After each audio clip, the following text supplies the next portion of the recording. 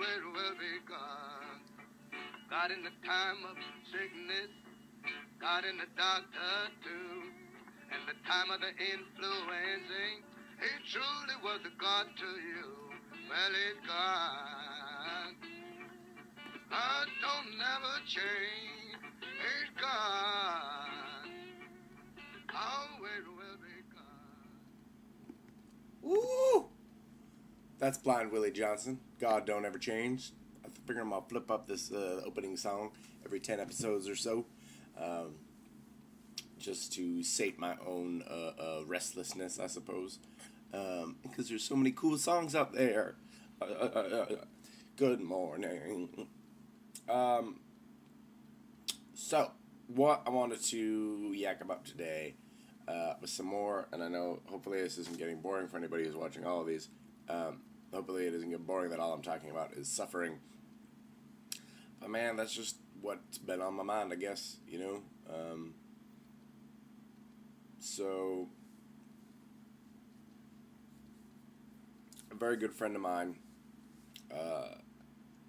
has had, like, a Trials of Job year where various members of her immediate family have been struck down with just ailment upon ailment upon illness, all while she's in the midst of her first pregnancy. She's nearly there. Baby's supposed to pop anywhere in the next couple weeks. But amidst all of this, literally, her, almost, I don't know what the order exactly, but her grandmother was just, had a long, slow goodbye to this earth, and just died last week. Her mom in this time has fallen down with various afflictions, had to stop working, is kind of in a constant state of and there's brain stuff and mind stuff and deterioration stuff starting to go on. This is so deeply, it's like the sadness before all the lengthy sadness stuff. And then one sadness comes to an end, and then there's still that one lurking. And then, I guess it was yesterday, 2 days ago, her dad had massive sort of hemorrhaging brain aneurysms, terrible. They had to drill a little hole in the head, release the pressure. It's going to take days and days and days. He's in a semi-catatonic state. They didn't know if he was going to make it through the night. He made it through the night. I don't even know how he's doing right now.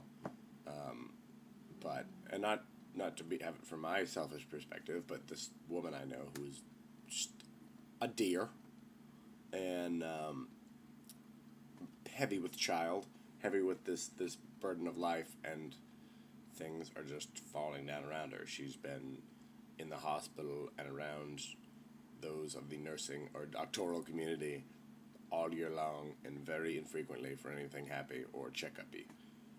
As far as I know, pretty much everything with the baby child is good. So, that's part of been my prayer for her, is just that will consume her with such joy out of this darkness.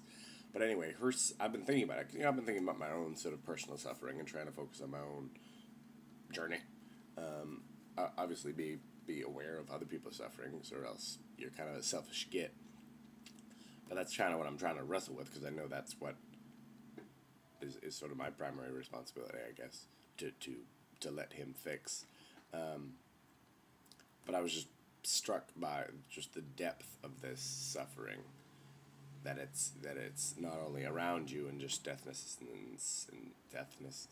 and death, but that it's those you know and hold dearest, and so it strikes you to your core, man, rather than just being like, oh, I mean, for me, I don't know these people, and God bless them, and I've been praying for them, but it didn't strike me to my core. Maybe I need to work on my empathy, but, like, she's in the midst of this, so we're like, this just goes, and she almost can't do that, you know what I mean? Because she has a whole enormous task right in front of her, locked to her abdomen. So I was just trying to wade through the idea of that sort of suffering, and this is always the concept I feel like that comes up when people have any belief in a creator, or think there might be something else out there, but it can't be a being or not a being, but like a thing, a force, a singular force, because so much nastiness slides by his or her watch. But the crazy thing is I do genuinely believe that even what my dear friend Talika is her name, in case anybody else out there wants to throw some sweet prayers her way,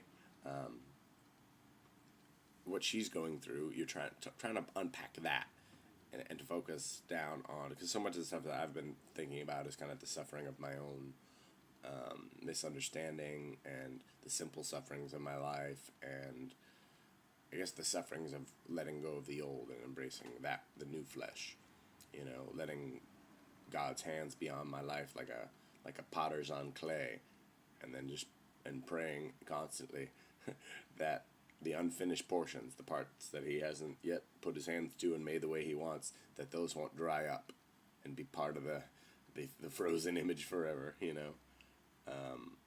So anyway, I sort of was struck by some of these passages that I'm just going to read, and then it'll probably be time to bounce out anyway. So this is James, who was the brother of Jesus, which was a totally troublesome duty. Not a huge fan of Jesus, obviously, for many years until he came back from the dead, and then he was like, oh, hey, I believe in you now. Ha, you weren't just BSing.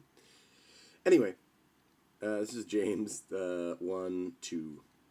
My brethren, count it all as joy when you fall into various trials, knowing that the testing of your faith produces patience.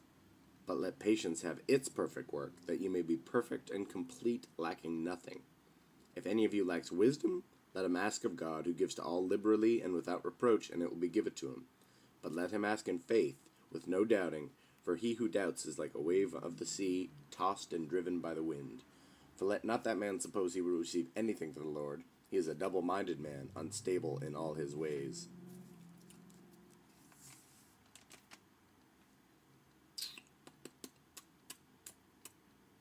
And then the other part. Oh. And then actually, again, just that whole idea of the lower we are brought, the actually more open we are to receiving truth, eternal truth, I believe. Almost like that alcoholic's moment of clarity. Like when you kind of hit rock bottom, that's when you are open to, oh, that's because I can't handle this on my own. You know what? Can't really handle anything on my own. And none of us can. No one can. We may have don't have the same problem as someone over there or someone over there, but we're no different. And so in a way, I've had to keep looking in this past just whatever since I've known about it. Sneezing.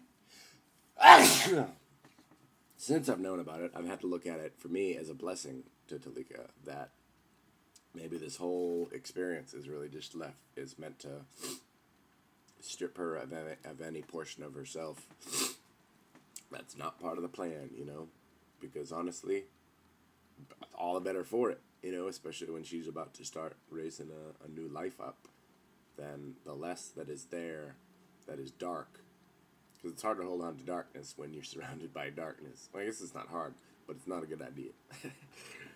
So I'm hoping this is actually just a period of monstrous blessing. The reason I think that it will be is, for it was fitting for him, for whom all are all things, and by whom are all things, in bringing many sons to glory, to make the captain of their salvation perfect through sufferings.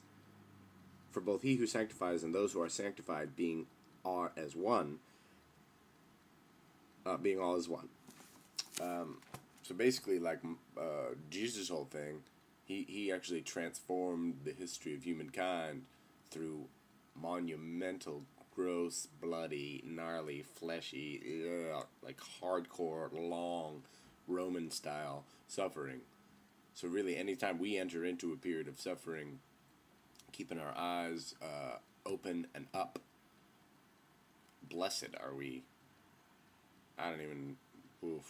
It's going to take years to fully understand that one, probably. And that is all I want to talk about. And my prayers go out to Talika. And I love you so much. And I'm praying for your heart. And I'll talk to you soon. Bye.